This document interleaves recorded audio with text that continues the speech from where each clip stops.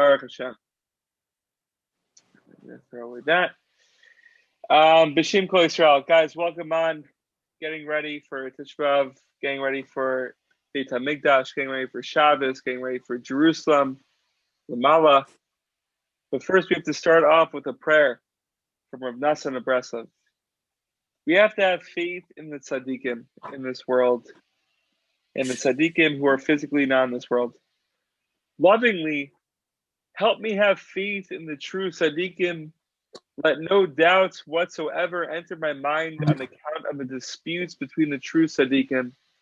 Let me have complete faith in all the true tzaddikim, and let me have no questions either about them or on account of the disputes between them. One more couple other lines. Master of the world, it is true that I've wasted the drops of my mind and soul, and my own deficiencies are what make it hard for me to draw close to the true tzaddikim and develop genuine faith in them. This is the reason for the doubts I have about them. Guys, the tefillah goes on for a couple more pages, but we're going to stop there. Bezrat Hashem, we should have true faith in the tzaddikim, all tzaddikim. B'Shem Kol Yisrael. Now we're continuing. Chèvre, we wrote in the chat before that the hearts must be opened. We're entering Shabbos. We're entering Tisha B'Av. It's a pivotal time during the year. It's a time of yearning. It's a time of destruction. It's a time of potential healing, praying, crying, the whole thing. And I just opened up the Sefer today. Shlomo Karbach, Siddur companion. And it was the teachings were compiled by Rav Keith Flax B'Simcha. I actually met him in the Tachna Merkazit last week before Shabbos. I was getting a shake and he was online. I mixed him up with another rabbi. So it was kind of weird, our interaction. I thought like I saw him somewhere, like I mixed up his face with someone else and he's like, I'm not that guy. I'm like, you are that guy. He's like, I'm not that guy. Turns out he wrote a couple of svarim. He's pretty legit. And I got it that day. And I've just been crying since. And it's great that Donnie's on. So let's all open our hearts before we start. The subject is facing towards Yerushalayim, yearning for Yerushalayim. Guys, I'm going to speak in like a slow Rav Shlomo voice. I'm going to try my hardest. When you stand up to pray, you have to connect yourself to something. Believe it or not, it's not enough to connect yourself to God. You have to stand facing Yerushalayim, the holy temple and the holy of the holies. Face Yerushalayim and you connect to Yerushalayim. Why? Why should we face Yerushalayim? If I'm standing in Hawaii and my face is towards Yerushalayim, who cares? Who cares? You can't see Yerushalayim from here. There's so many oceans, so much land, so many people in between.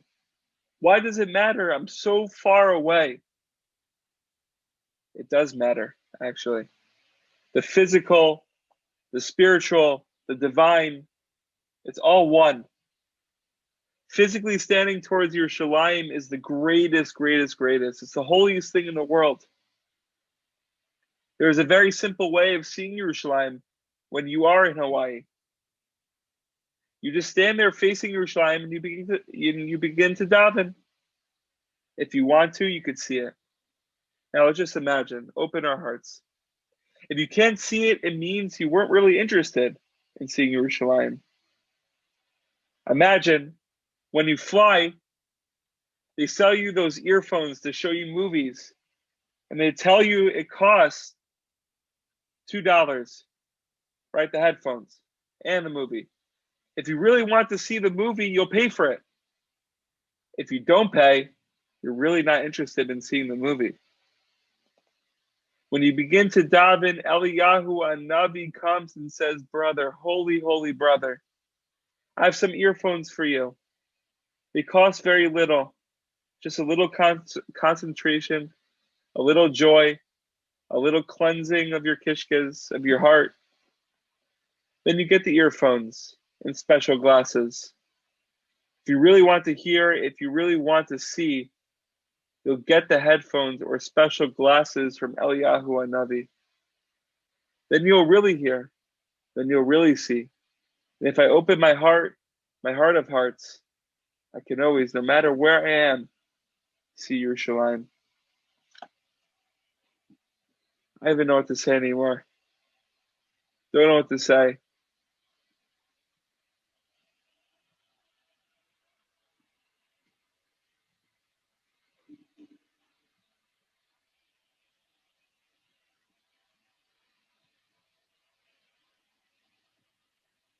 There's just no words. If you guys want to say something, please feel free.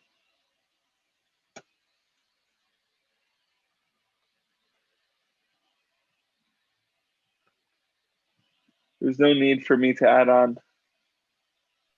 Just goes into the idea like "Potechet halev, v'HaKadosh Baruch Hu kanes." Like if you open your heart, like God will enter. It's like up to you at the end of the day. 1,000%. God will enter, Yerushalayim will enter. Because it's all one, like we learned from Rav Shlomo. Everything is one. Everything is one. Prayer, God, Yerushalayim, the whole thing. So everything will just flow like a river within you. We just have to be interested. We have to dive in to be interested. We have to dive in to want to see Yerushalayim from Hawaii. We should want to dive in to see Yerushalayim from Herzliya. Right? Yerushalayim technically is so close from Herzliya, but it's also so far. Mamish just have to dive in for this, chèvre. Anyone else? Yeah, I guess I'll say something. The Gemara actually in Brachot talks about that you should the faith Yerushalayim. There's in the Reform movement basically sort of constructed this new Jerusalem in Germany that they could recreate it. And one of the things I think that's really important is that they kind of missed the entire. There are two aspects I think they missed. One is that there is a sense of history. Like, why do you face Yerushalayim? Because Yerushalayim is the center. Is where the Kodesh Kodashim is, where the most sanctified area in our history is. The sense of like direction. Like that is like the core, and therefore you're facing in the sense of awareness and respect. Alternatively, I think there's an aspect of people have struggled with prayer because at times it's very difficult to talk to a being that is very abstract or metaphysical or even just celestial. There's a point that you just you're like, who am I talking to? And I think saying like facing Yerushalayim, having a physical manifestation, some concrete reality, like, okay, I'm facing towards this building that in a sense isn't like, obviously like that's not Hashem, but it's a way of like, okay, I'm sort of locking on, like target acquired. Okay, I know where I'm like heading, and like use that as a springboard for a loftier or closer connection. So I think there is a dual aspect of like there's like the history aspect from it and like the sanctity towards it, but also for yourself when it comes to prayer and prayer. And what the Baruch was talking about, it might honestly be a way of connection for yourself and saying, okay, that is a way of getting myself closer to Hashem. So beautiful, Jonathan. Beautiful. Anyone else? Joshua, you have anything to add, or straight off of flight? I don't know about add, but something to say.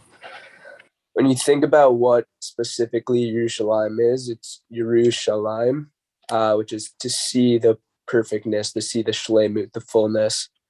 And when you think about what's different between, when you talk about Edim, and when someone sees something, it's a different level than hearing. It's a different level than speaking. And I think many of us, when we yearn for the beit hamikdash, it's hard for us because it's not something we've ever experienced through our own eyes. It's only something we've heard about. But so many people have that special moment when they're in Israel. I know for me, just coming back from yeshiva, I definitely had that experience where I was finally able to, let, as Amnon said, my heart was open, and I let Hashem in, and I really felt it for myself, and it wasn't something I just had to hear. And I think that's what we try to do every single time we daven when we're facing towards Yerushalayim. It's not something we try to hear for ourselves, but it's something we have to experience in our own. You know, when you go to the Kotel, so many people have such, you know, an emotional connection to Hashem, such a great experience. And it's all about being present and having it in front of you and being able to experience it for yourself. And Mir Hashem, you know, in all of our lives, we'll be able to have actually experienced the beit hamikdash, to see it with our own eyes. Oh my gosh. Rebbe, bring the Yerushalayim, bring the Israel with them. Unbelievable. Unbelievable.